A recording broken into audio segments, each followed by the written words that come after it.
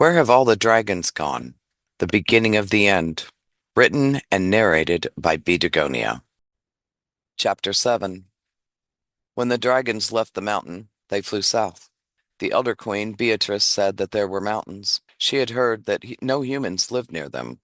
They were volcanoes, so the humans were afraid. They made their way to the volcanoes. The air grew colder.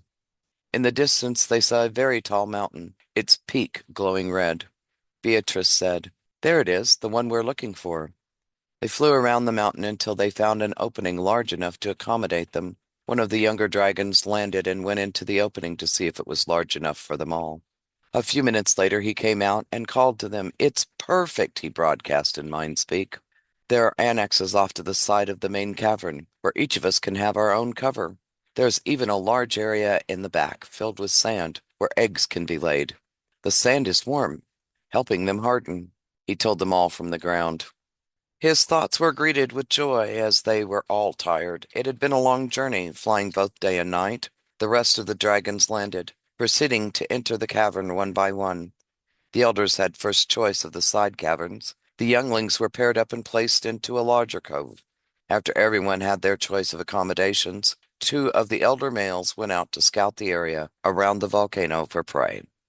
While they were out scouting, others gathered up large rocks and laid them to form their beds. After gathering the stones and placing them, they would breathe fire upon them until they melted. Then they would smooth them out so that they were soft and even, conforming perfectly to their bodies. The elder males returned with two animals. They informed the rest that these were llamas.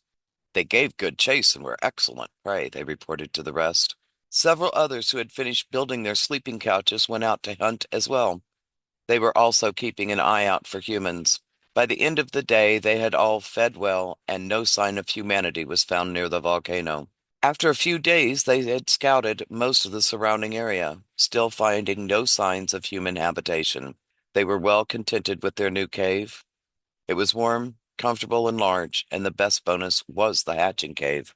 Midna was just a few days from laying her eggs. She would be the first of many more to come. She went to the hatching sands and laid 29 eggs. From now until they hatched, she would neither eat nor leave the sands.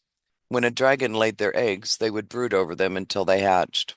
They can't sit on them as birds do, but they watch them. They turned them from one side to the other so that they would stay warm on all sides. It would be well over a moon before the eggs began to hatch. Once they started to hatch, the younger dragons would go out and hunt, bringing back food that would then be torn to pieces to feed the newly hatched dragons as well as Midna. Not only would she be starving, but they would be as well. While her eggs lay hardening on the sand, her mind kept returning to the day the village was burned. It bothered her that she was the one responsible for the death of so many humans. The man had had no weapon. He had meant no harm, but she had warned of his presence before she noticed those things. She felt great shame and great sorrow that those people were now dead. She remembered seeing the young man standing on the edge outside the cave as she left. The sorrow etched into his face as he stared at the village in flames below him.